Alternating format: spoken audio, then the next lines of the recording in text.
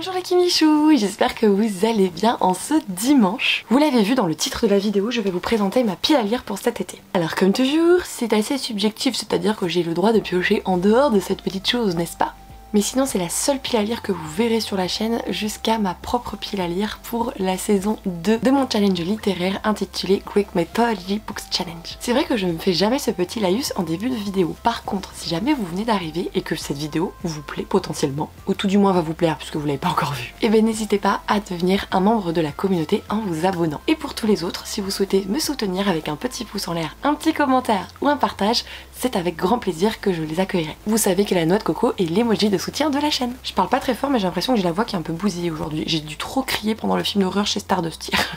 C'est parti, je vous présente l'entièreté de ma pile à lire. D'ailleurs elle contient 12 romans, voilà. Le premier d'entre eux, c'est un tout petit, mais j'ai trop envie de le lire. C'est donc Et parfois elle revient de Nora Lake aux éditions du Chat Noir. J'ai découvert l'autrice avec son roman publié aux éditions Hurlevent, à savoir Des cendres sur tes mains, que j'ai adoré, mais sincèrement adoré. Du coup quand je l'ai rencontrée au salon du livre Les Imaginales et que j'ai vu qu'elle avait un nouveau petit bébé, j'ai dit ok c'est pour moi, je veux. Ah par contre je vais utiliser un joker dès le premier bouquin, oui.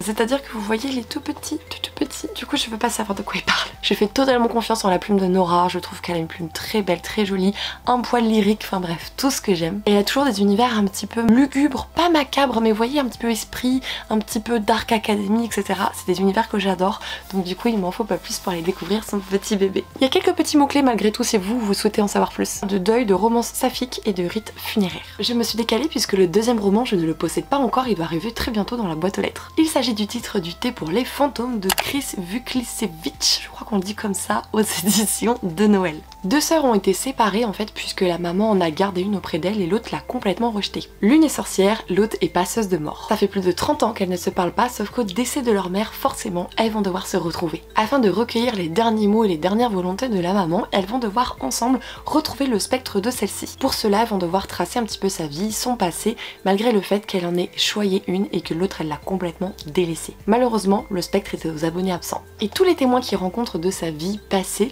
le problème c'est que personne n'a le même discours la concernant, c'est fou.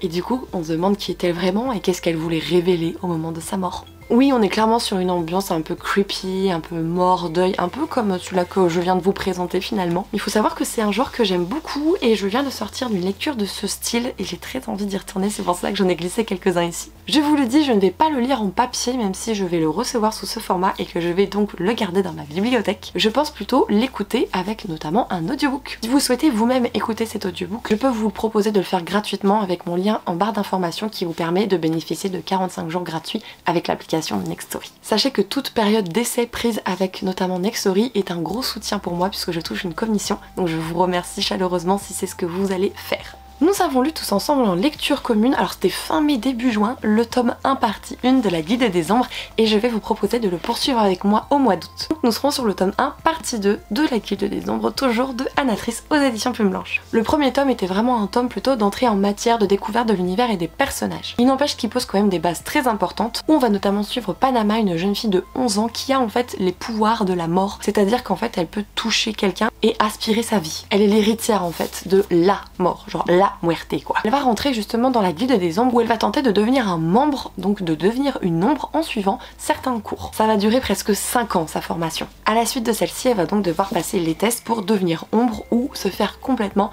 effacer de la mémoire ces dernières années. Alors si vous posez la question, non, il n'y a pas de romance dans le premier tome. Par contre, il y a de la tension amoureuse et ça annonce des trucs de ouf pour la suite. Je pense qu'on va avoir du spicy et des scènes de cucu là-dedans. Est-ce que c'est pour me déplaire? Non, clairement pas. Du coup le premier tome partie 1 ça n'a pas été un coup de cœur mais c'est une très très bonne lecture et je sais que pour moi, et je sens d'avance comme si j'avais le pif, que finalement cette saga dans sa globalité serait un coup de cœur. Bon en même temps Anatrice, Anatrice j'adore, j'ai lu déjà 5 romans d'elle, ça passe très très bien avec moi. J'ai également décidé d'aller vers un domaine un peu aquatique pour cet été avec notamment le préquel de La Carte des Confins de Marie Replin aux éditions Pocket Jeunesse. Et dis donc depuis tout à l'heure vous voyez les livres.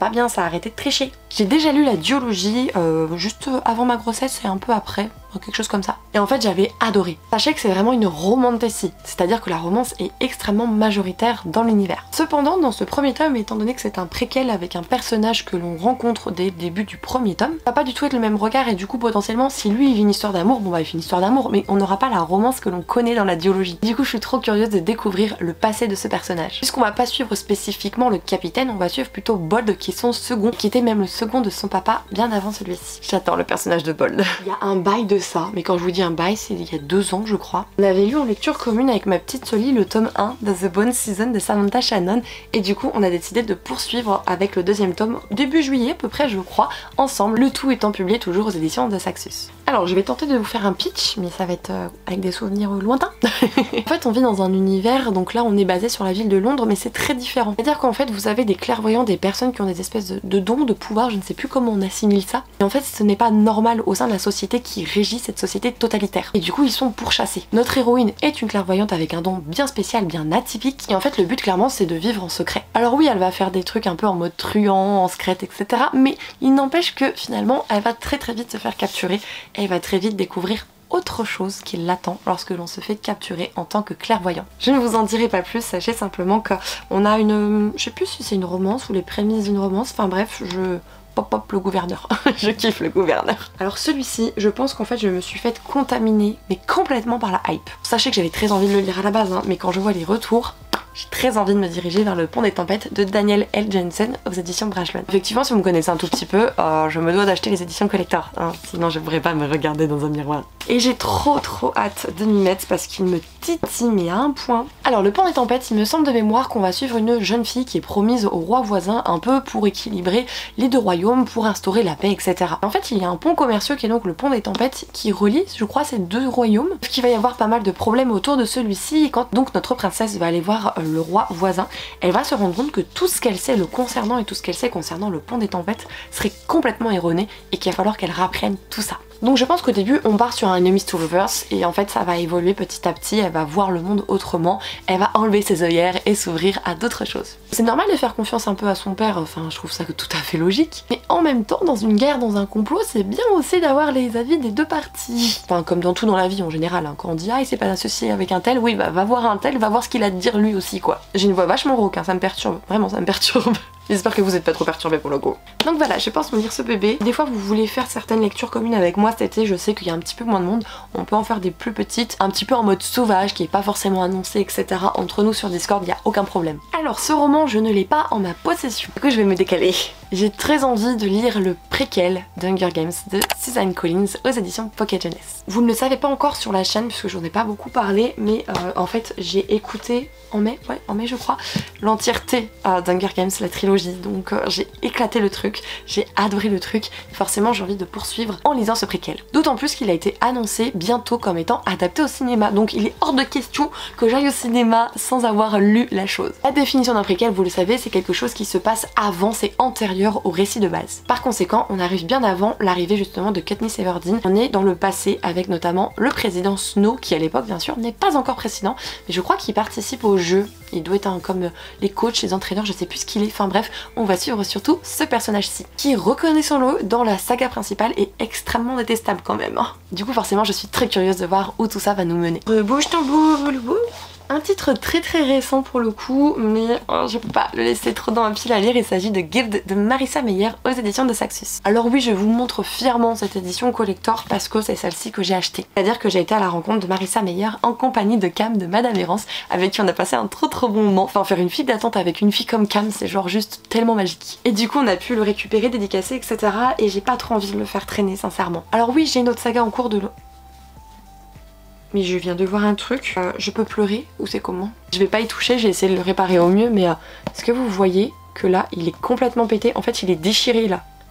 Et genre complet. Bref, revenons à l'histoire. On est sur une réécriture du conte de Rumpelstiltskin et c'est un personnage que j'adore, que je ne connais uniquement dans la série télévisée Once Upon a Time. Forcément, j'ai envie d'en savoir un petit peu plus. Je vous disais, c'est ça, que oui, j'ai en cours également la saga des Chroniques Lunaires dont je n'ai lu que le premier tome pour le moment, mais celui-ci me fait carrément plus envie tout de suite. Et j'ai reçu ce bébé, je crois, hier ou il y a 2 jours. Il y a 2 jours et je veux déjà le déglinguer, voilà. Il s'agit donc des Fêlures de Wakefield Manor de S.A. Yarmand aux éditions Hurlevent. Vous devez sûrement connaître cette autrice illustratrice sur les réseaux sociaux puisqu'elle vous propose du contenu sur YouTube exclusivement depuis quelques temps. Il s'agit de Mrs. Bookie Armand, fondatrice également de la maison d'édition. Alors à l'époque, elle avait auto-édité un roman qui était Amour, gluten et sororité et franchement j'avais adoré, j'avais passé un super moment durant cette lecture. Elle a entre-temps publié un autre roman au sein de sa maison d'édition, c'était le premier d'ailleurs. Je crois que c'était le cœur singulier de Millie Davis de tête. Celui-ci j'étais un petit peu moins intriguée par le synopsis proposé. Par contre, les fêlures de Wakefield Manor, c'est un manoir où en fait il y a un pan de celui-ci qui est complètement abandonné et délaissé et un pan où vivent les habitants. Et Honoria, une jeune fille de 27 ans devenue veuve, va devenir préceptrice au sein de ce manoir. Sauf qu'au sein du château, il va y avoir des mystères, des secrets, et plus elle va essayer de creuser, plus les bouches finalement vont se fermer. Donc c'est ça que j'aime bien, c'est cette ambiance un petit peu creepy que je pense retrouver, donc j'ai très hâte de revoir un petit peu La Plume de Sarah et de me plonger dans ce roman qui apparemment a été incroyable, d'après les avis notamment des partenaires de la maison d'édition. D'ailleurs ils ont un joli petit nom, on les intitule Les Voix d'Hurlevent. Alors clairement j'ai hésité entre deux new romances à mettre cet été, j'ai finalement décidé de mettre le tome 4 de Campus Drivers de C.S. Quill aux éditions Hugo. Vous me connaissez un petit peu, j'hésitais en fait avec le tome 4 de Styx Riders de Calypso Caldin. Sauf qu'en fait les 3 premiers tomes je les ai écoutés, donc j'aimerais bien poursuivre la saga en audio. Pour le moment l'audiobook n'est pas encore proposé, donc j'arrive à prendre mon mal en patience, mais si au bout d'un moment il n'est pas disponible, je craquerai et je le lirai en papier, c'est pas grave. Les Campus Drivers à la base c'est une trilogie et finalement l'autrice a décidé de pousser le bouchon avec 2 autres tomes dont voici le premier. C'est la suite logique des Campus Drivers, on va les suivre en fait lorsqu'ils vont partir à une autre université pour suivre leurs études et là-bas en fait ils vont rencontrer d'autres personnes qui ont également créé une application qui est du coup l'application de la Love Machine. Le principe c'est un petit peu comme eux, c'est-à-dire que eux ils étaient des taxis universitaires avec des super belles bagnoles et les autres là-bas ce sont des taxis universitaires mais dans l'objectif d'emmener un rencard. Et on va découvrir un petit peu le combo des deux, peut-être un fight, mais je suis pas sûre, peut-être surtout une romance, ça c'est sûr et certain. Mais forcément j'ai très envie de retourner là-dedans, j'ai adoré C.S. Quill, j'ai adoré sa légèreté, son humour, son sarcasme, ses personnages, leur personnalité, je suis totalement séduite par les écrits de l'autrice. Hier soir je me suis rendue à une soirée organisée par les éditions Hugo Stardust, grâce à Aurélie qui m'a gentiment invitée. Et en fait à la fin de l'année, donc vers octobre, il y a le tome 2 de cette bête qui arrive, donc il faut vraiment que je lise le tome 1. Cette bête c'est donc la fille de la déesse de la lune de Sulitan. Of course j'ai acheté l'édition collector, voilà, vous savez tout. Je pense que vous l'avez compris, on va suivre la fille de la déesse de la lune qui a une existence totalement secrète depuis que sa mère aurait volé un élixir d'immortalité à une personne très peu recommandable. Sauf qu'en fait cet ennemi qui est donc l'empereur céleste va avoir vent un jour de ses pouvoirs magiques et du coup elle va être obligée de quitter la lune et laisser sa mère derrière elle. Finalement, elle va aller en fait au sein même du royaume de cet empereur et elle va se lier petit à petit avec le fils de celui-ci. Elle va s'engager en fait dans l'armée céleste et on va la suivre un petit peu dans cette aventure-ci. En fait, je sais pas si c'est dans ma tête ou pas, mais j'ai l'impression qu'il y a une grosse vibe Mulan. Je sais pas ce que vous en pensez. Je sais pas, je sais que l'autrice apparemment elle est amoureuse des contes de manière générale, donc elle s'est peut-être inspirée de différentes choses en fait pour nous proposer celui-ci. Le fait est que je serais envie de le lire. Sincèrement, de toute façon là je vais vous proposer pour juin je pense une lecture commune sur un récit asiatique. Il faut que je m'occupe de ce Discord, c'est pas possible. Et il y aura celui-ci de proposé, il y aura celui-ci, il y aura celui-ci, enfin bref, de la lecture asiatique. Mais en attendant, quoi qu'il arrive, c'est lui pour sûr que je lirai cet été. Et je vous propose donc de terminer cette vidéo avec un titre, mais je sens de qualité, je sens le coup de cœur, vous allez vite comprendre. Il s'agit de Murmure de l'océan d'Ophélie Duchemin aux éditions Plume Blanche. Pourquoi j'ai cette petite bouille complètement guirette? Parce qu'en fait j'ai eu un coup de cœur mais monstrueux pour le premier tome de sa saga, c'est Rose éternelle. C'est donc une réécriture de La Belle et la Bête. Ici c'est la suite avec une réécriture de La Petite Sirène. En fait Ophélie c'est une personne que j'adore, c'est une autrice et une femme absolument incroyable, d'une bienveillance et d'une gentillesse. J'ai eu l'honneur de la rencontrer et on discute assez souvent, enfin pas depuis quelques temps mais je crois que c'est ma faute. Enfin bref, je voudrais lui envoyer un message en plus. Et le fait est que elle est incroyable Ophélie et je pense que sincèrement je vais le kiffer ce tome 2, je vais le kiffer. Et bien voilà les Kimichou, j'ai terminé de vous présenter mon objectif de lecture pour cet été. Comme je vous l'ai dit, hein, ce sont des pistes, je pense que je vais peut-être m'égarer en chemin. N'hésitez pas à me dire si vous avez vous aussi réalisé une pile à lire de l'été ou si clairement vous allez plutôt vous laisser bercer par vos envies au fur et à mesure. Et certaines lectures communes peuvent vous intéresser, n'hésitez pas à le mentionner dans les commentaires ou aller en parler sur Discord, je pourrais voir pour faire certaines petites choses avec vous bien sûr. Parce que je sais que l'été, beaucoup partent en vacances, moi je vais partir mais en septembre par exemple. Et pour ceux qui ne partent pas parce qu'ils travaillent ou parce qu'ils n'en ont pas la possibilité, ça peut être quelque chose d'assez frustrant de voir les autres vivre cela. Par conséquent, si je peux vous accompagner un petit peu pendant ces mois d'été, ce sera avec grand plaisir. Je ne vous embête pas plus les Kimichou, j'ai été ravie de vous retrouver pour filmer cette vidéo aujourd'hui. Comme toujours, je vous embrasse et surtout prenez soin de vous, c'est très important. Ciao.